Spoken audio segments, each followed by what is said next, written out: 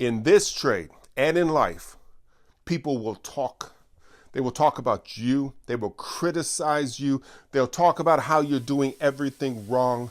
They will come with that negativity. They will put it in their comments. They'll sit behind their desks in the privacy of their offices. They'll talk to other people in the industry about how you're doing it wrong. But all of that talk is based on their experience and what they can comprehend from that experience. They don't understand that somebody might have a different gift or a set of gifts.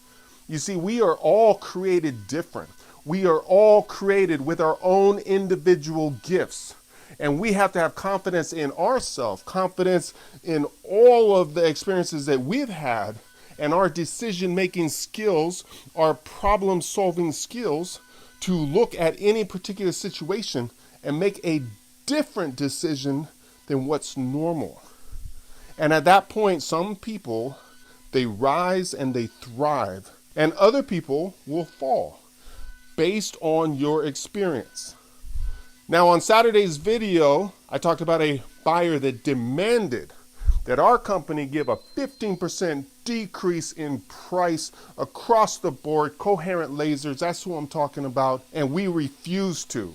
I was a general manager. I went to the owner looked at it, he made some calculations, he said that's $500,000. $500,000, I could buy a house for my kids. I'd rather buy a house for my kids than actually give that to this company. As a manager, I knew that we were making a huge profit. We had reprogrammed everything and we were killing it, and we could easily give 15%, but we didn't do it, and the work went overseas. We lost a huge contract, and a year later, I would take that experience and all the other experiences in life. I'd go out on my own. I started with 4 machines and a different attitude. My attitude was, I got 4 machines. I need to make this hourly rate on 4 machines. And I need to run these machines as long as possible. So instead of running them 8 hours or 10 hours, I'm gonna run them 20 hours. And therefore, if I'm running a day shift and a night shift, those 4 machines become 8 machines. And if I can just make this hourly rate of $75 an hour, then I'm good. Now, here is how I used all of those past experiences for my benefit, for my customers' benefit. I came at it different. I walked into each customer and I sold them on the fact that we ran faster than anybody else. That all I cared about was making my hourly rate and keeping all of my machines consistently busy. And that I would work day and night, month in and month out, to figure out and problem solve and bring solutions to drop the run times on all of their parts. We wouldn't just program them and run them at the same rate forever. I would consistently figure out better ways to drop those prices. Now, a lot of times early on, I made deals. If you buy the material, I'll drop my price. So you buy the material, instead of $75 an hour, I'll go $60 an hour, and I'm not taking that material and marking it up. So you're getting a great price. So I was always talking to my customers. I was always about the service. You need these on Monday, I will work on Saturday. And I will come in at 2 in the morning and I will make things happen and I will drive them down myself. And people, when you solve problems, they love you for that.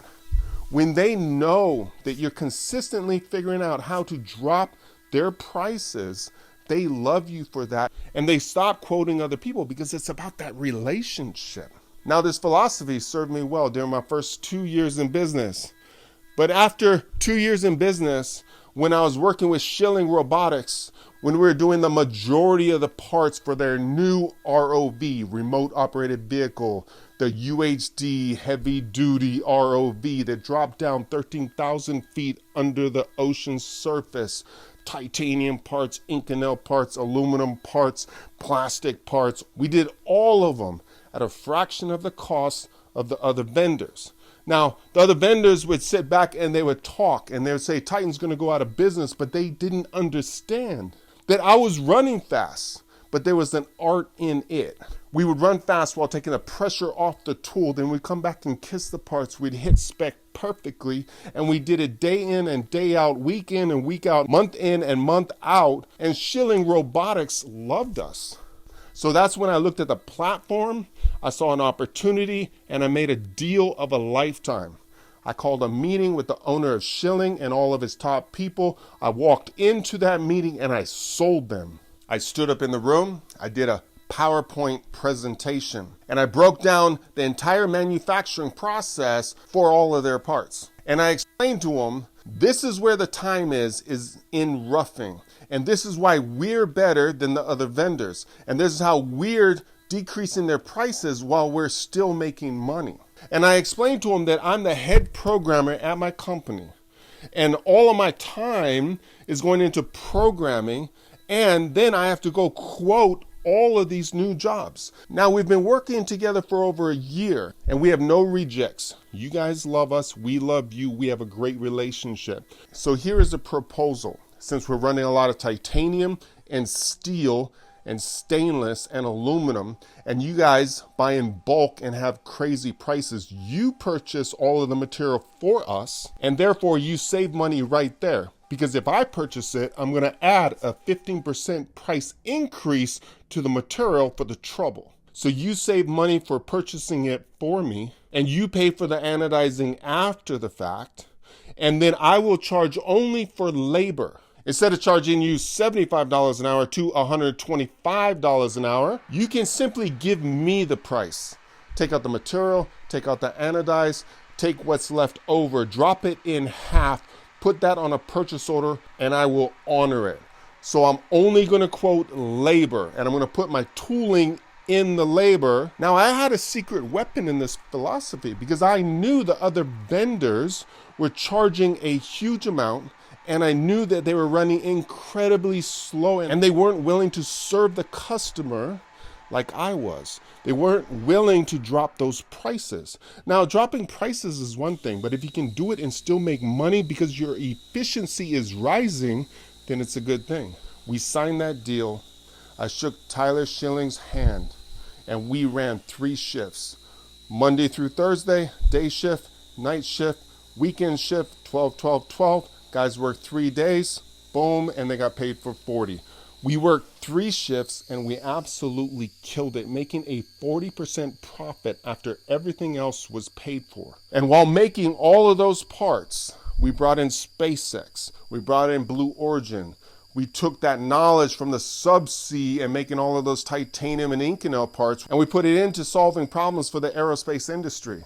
And even though the economy collapsed, the decisions that we made right there enabled us that when we hit bottom like everybody else and all the miracles happened to save the shop, we not only brought in a new customer, which was Malibu Boats, but we actually took off in the aerospace industry and went to the top.